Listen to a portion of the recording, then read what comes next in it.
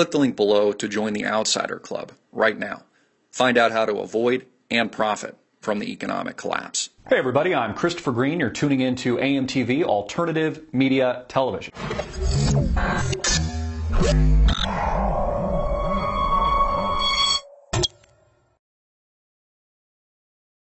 A very serious movement is growing within the United States right now, as I speak, as I deliver this video to you.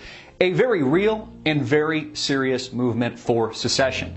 States like Colorado, California, Texas, Arizona, and more are urging their state representatives to secede from the Union, to break away from the centralized power and control that makes up the Orwellian police state as it is in America this very given day, March 4th, 2014. You know, the grievances people are citing is the people don't think that the central federalized government is paying attention to them or hearing what they have to say. Top of the list of concerns are gun control and this push to confiscate weapons in the U.S. of A. We're seeing this in places like Connecticut right now. We see this with not just the rhetoric, but the legislation and executive orders being pushed by the Obama administration itself. Really its own body now bypassing Congress. So we see this anger, we see this angst, we see people feeling like they're just not being listened to, that our representatives aren't representing us. They also are citing very tragic and costly taxes such as Obamacare that are increasing the cost of living dramatically for everyday Americans, some 200 and 300%, premiums in some cases. And they're deciding that instead of trying to get their politicians to act, they're instead going to go to their local state representatives, which they have more contact with and more control over, and decide to just secede altogether. You know, the republic itself, this constitutional republic, was set up so states could do just this. There's nothing more American than seceding or wanting or proposing to secede from the Union, this federalized superpower that it is today, a bankrupt superpower. You know, this isn't some kind of right-wing or even left-wing crackpot idea, nor is it some false hope or a utopic view of what the world could be.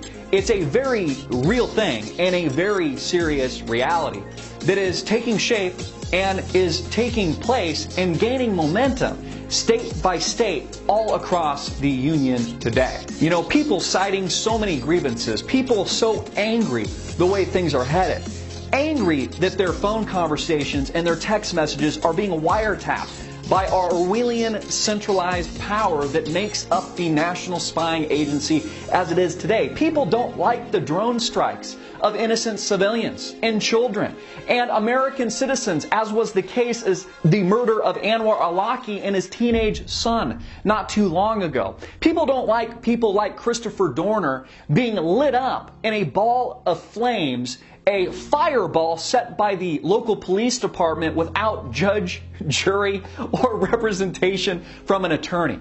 So people are speaking up. They're speaking out. You know, many of you probably remember, some of you don't, but many of you probably remember when the USSR, the former Soviet Union, collapsed. It was a shock to many of you, and it really happened overnight. Here, a giant, emerging, rising superpower that was supposedly and propagandized to us a threat to the United States. Some of you remember probably having to get under your desk. For some reason, that was supposed to protect you from a nuclear bomb. See how they were propagandizing you even then, selling you false ideas and a false reality to really just kind of garner more fear within the American people. But you see, the collapse of the former Soviet Union happened overnight and disintegrated. And we're seeing the consequences of that fallout today. But for some reason, Americans don't think that it can also happen here in the United States. You know, the country itself and the Union is a very fragile thing, based on freedom and based on the integrity and well-being of its connected units, of its connected states. You probably heard the saying that you're only as strong as your weakest link. So now that we have states like Colorado, rural parts of these areas, California, Texas, and Arizona, now putting together real, very serious legislation to secede, asking their representatives to push this objective should raise an eyebrow to everyday Americans. You know, I was watching a clip of Harry Dent. Some of you might be familiar with him. He was on CNBC yesterday. And he's predicted that the stock market, the Dow Jones Industrial Average specifically, is likely to rise to some near 17,000 in the not too distant future over the next few weeks. And then he's predicting that the Dow will drop a cataclysmic multi-thousand point drop to around Dow 6,000. Now, can Harry Dent predict the future? Can you predict the future? Can I? Of course not. None of us have a crystal ball. But here's what we know. Every major bubble that's been blown up by the Federal Reserve, these conjured 0% interest rate bubbles into infinity, based and a byproduct of the printing presses at the Federal Reserve, always results and is a historical track record of bigger booms and bigger busts. Just like what we saw with the 2001 dot-com bust, just like what we saw in 2008 with the real estate and stock market bust. Now the bubble even bigger. And what that promises us, with a degree of, I would say, close to 99.999% certainty, is that the next bust will be far bigger, greater, and more massive than anything we've ever seen before. And this is what people, intellectuals like Harry Dent, many of you that are just as smart, maybe a whole heck of a lot smart, probably a lot smarter than me, are expecting the same thing. And I want you to imagine a world where the Dow is trading at 6,000, where we have an economic calamity worse than anything we've ever seen, worse than 2008, and worse than the Great Depression.